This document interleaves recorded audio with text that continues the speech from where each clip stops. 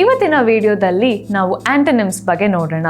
So antonyms ಕಲಿಯೋದ್ರಿಂದ ಏನು use? Antonyms ಕಲಿಯೋದ್ರಿಂದ ನಮಗೆ ಒಂದು ಪದದ ವಿರುದ್ಧ ಪದಗಳು ಮತ್ತು ನಮ್ಮ ಒಂದು ಎಕ್ಸ್ಪ್ರೆಷನ್ನ ಕನ್ವೆ ಮಾಡುವಕ್ಕೆ ಯೂಸ್ ಮಾಡುವಂತಹ ಒಂದಷ್ಟು ವರ್ಡ್ಸ್ನ ನಾವು ಕಲಿಯೋದಕ್ಕೆ ಆಂಟೋನಿಮ್ಸ್ನ ಬಳಸ್ತೇವೆ. ಸೊ ಇವತ್ತು ನಾವು ಆಂಟೋನಿಮ್ಸ್ನ ಅಫೋರ್ಡಬಲ್ ಅನ್ನೋ ವರ್ಡ್ ಮೇಲೆ ನೋಡ್ತಿದ್ದೀವಿ. ಸೊ ಅಫೋರ್ಡಬಲ್ ಅಂದರೆ ಏನು, ಅಫೋರ್ಡಬಲ್ನ ಎಲ್ಲಿ ಯೂಸ್ ಮಾಡ್ಬೋದು ಮತ್ತು ಅದರ ಸಿನೋನಿಮ್ಸ್ ಬಗ್ಗೆ ನಾವು ನಮ್ಮ ಪಾಸ್ಟ್ ವಿಡಿಯೋದಲ್ಲಿ ಹಾಕಿದ್ದೇವೆ.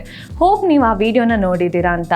ನೋಡಿಲ್ಲ ಅಂದರೆ ಕೆಳಗಿರೋ ಲಿಂಕ್ನ ಟ್ಯಾಪ್ ಮಾಡಿ ಆ ವಿಡಿಯೋನ ತಪ್ಪದೆ ನೋಡಿ.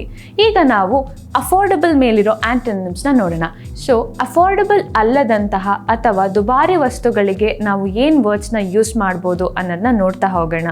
First one, costly. It was too costly to fix her car after the accident.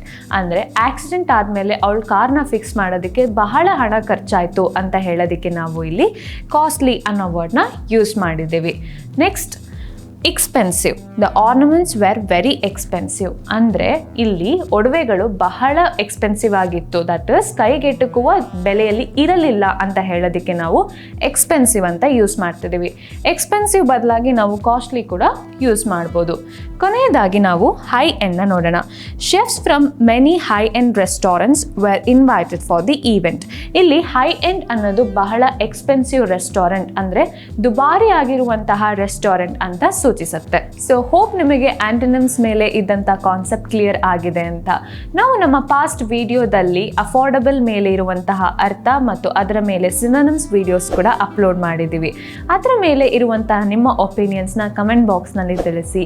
ಈ ವಿಡಿಯೋನ ನಿಮ್ಮ ಫ್ರೆಂಡ್ಸ್ ಜೊತೆಲಿ ಶೇರ್ ಮಾಡಿ. ಇಂಗ್ಲಿಷ್ ಪಾರ್ಟ್ನರ್ ಕನ್ನಡ ಪೇಜ್ನ ಸಬ್ಸ್ಕ್ರೈಬ್ ಮಾಡಿ.